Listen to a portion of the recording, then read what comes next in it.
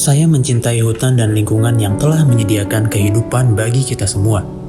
Namun, beberapa komoditas unggulan Indonesia justru dapat merisikokan hutan yang memicu deforestasi, kebakaran, dan alih fungsi lahan lainnya sehingga kelestarian hutan menjadi terganggu. Banyak laporan mengenai hal ini di media.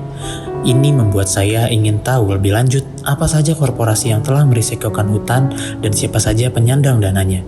Saya ingin bank saya tidak mendanai kegiatan yang merusak hutan dan lingkungan.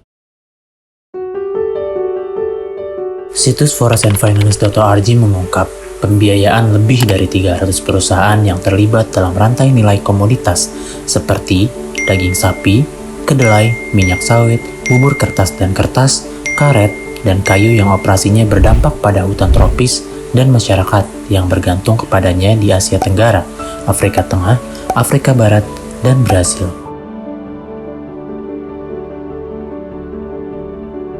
Mari kita pergi ke pertanian dan kehutanan.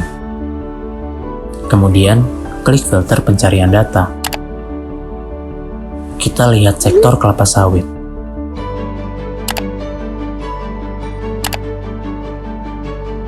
Cari grupnya, misalkan siapa yang selama ini dikenal sebagai raksasa kelapa sawit.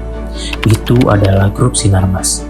Kita ketik Sinarmas dalam filter grup yang meresikokan hutan. Kemudian, kita klik olah. Situs ini kemudian menampilkan grafik 10 kreditor maupun investor terbesar grup Sinarmas dengan data yang langsung bisa diunduh maupun dibagikan.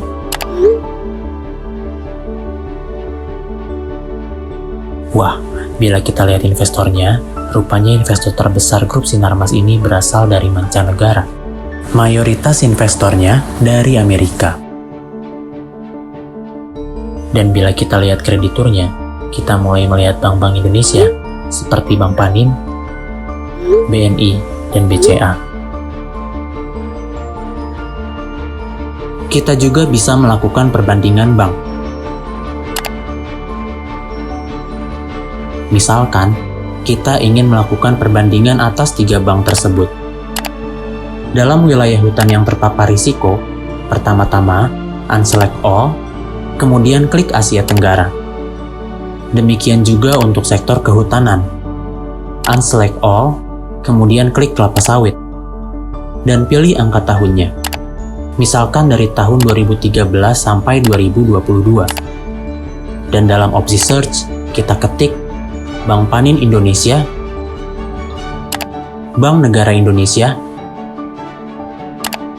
Bank Sentral Asia.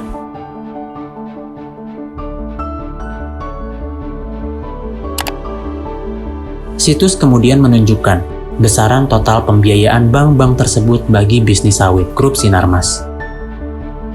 Bila kita klik nama banknya, misalkan Bank Negara Indonesia, maka akan terlihat 5 nasabah mereka yang terbesar, skor kebijakan lingkungan, sosial, dan tata kelola, dan detail penilaiannya untuk masing-masing kategori. Kita akan langsung melihat skor kebijakan ESG mereka juga di bawahnya. Ternyata semua masih merah raportnya. Website ini juga menyajikan data terbaru terkait pertambangan dan publikasi lainnya.